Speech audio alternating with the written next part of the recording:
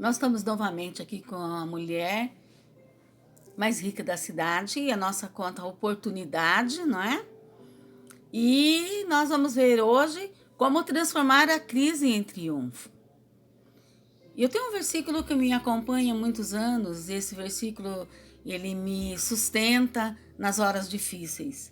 E diz assim, ele está em Efésios 3:20. Ora, aquele que é poderoso para fazer infinitamente mais do que tudo o que pedimos ou pensamos, conforme o seu poder que opera em nós. Nós temos que entender que nós somos atribulados, mas nós não somos consumidos, não somos angustiados.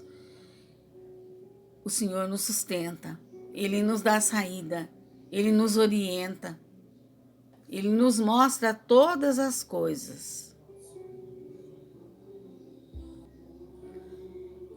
E eu vou ler na palavra do Senhor, em Gênesis 26, 1-33, uma história de vida, né, dos servos do Senhor. E essa história, ela é nossa também. Assim como ele agiu na vida dos seus servos, ele continua agindo em nosso tempo.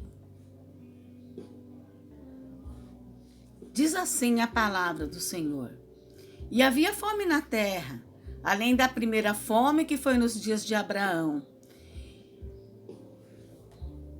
E por isso foi Isaque e Abimeleque, rei dos filisteus, em Gerar.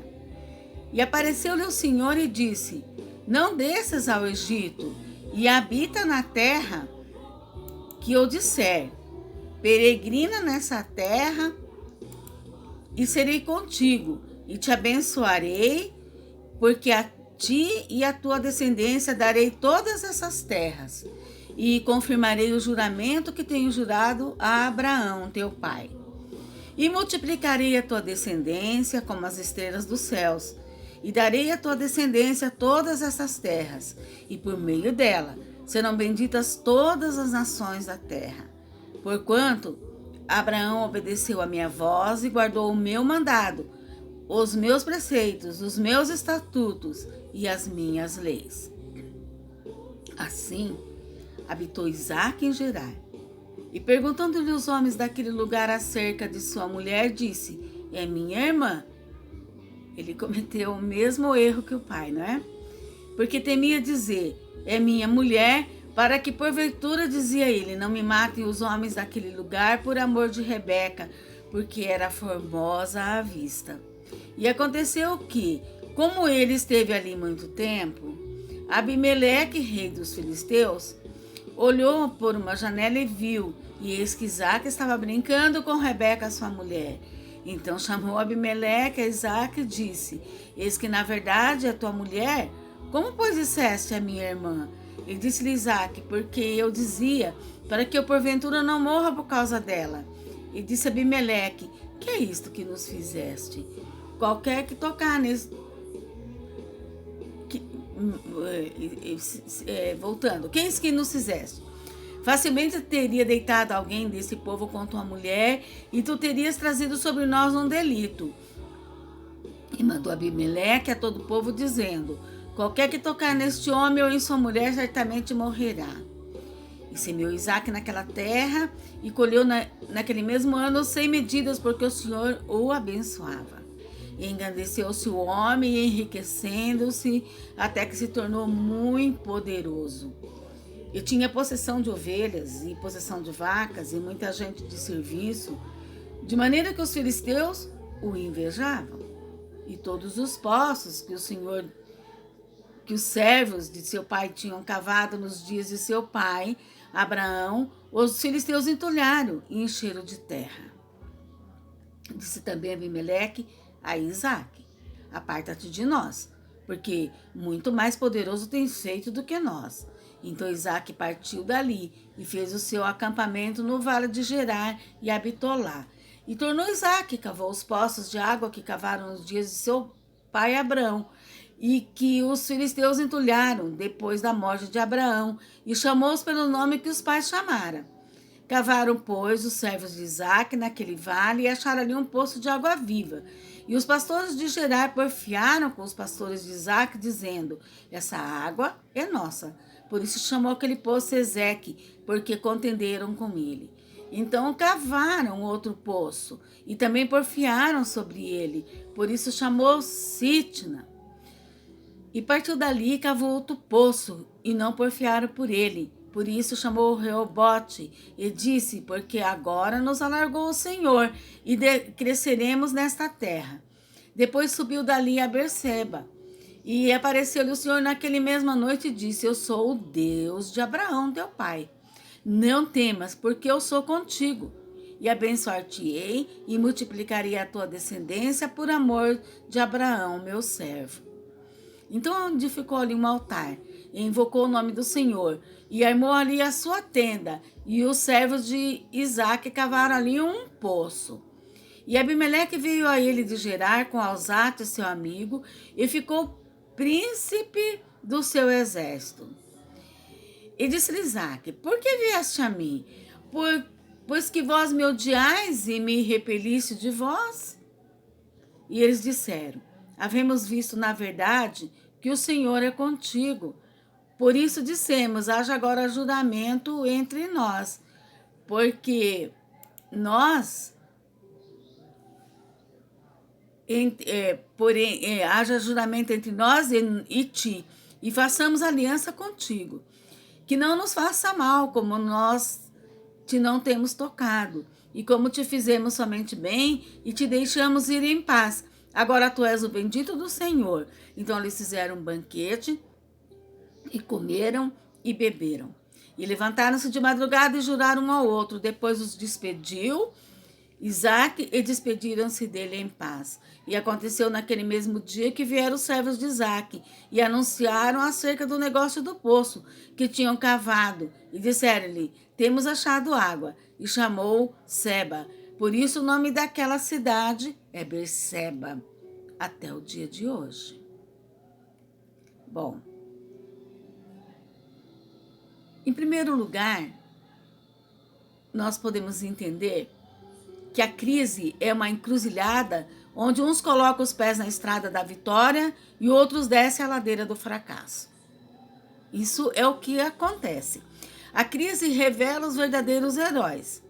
Uns ficam esmagados debaixo da bota dos gigantes, e outros olham os horizontes largos por sobre os ombros dos gigantes. Na crise, uns fracassam e outros triunfam. É no ventre da crise que surgem os grandes vencedores. Em segundo ponto, a crise é um tempo de oportunidade. Uns olham para elas como a porta da esperança, e outros olham como a sepultura dos seus sonhos. E tem uma história real, quer dizer, não que a Bíblia não seja real, mas enfim, uma história mais contemporânea, vamos dizer então assim, porque a Bíblia é uma história real, né? A história do povo de Israel. E é o que acabamos de ler, não é? A fundação, o começo, o início do povo de Israel. Então, mas vamos ver uma história mais contemporânea? É de John Rockefeller. Ele disse que o futuro não acontece simplesmente. Ele é criado por homens de visão. Nos Estados Unidos, né, no meio do terceiro padrão residencial, no começo era um país agrícola.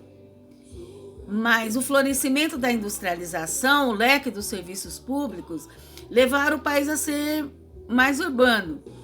E hoje a nação é suburbana, a maioria da população concentra-se na periferia das cidades.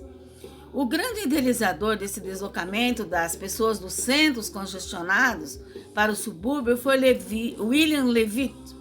Ele inovou o sistema de construção, criou o financiamento para a aquisição de casas e desenvolveu um novo modelo de comunidade.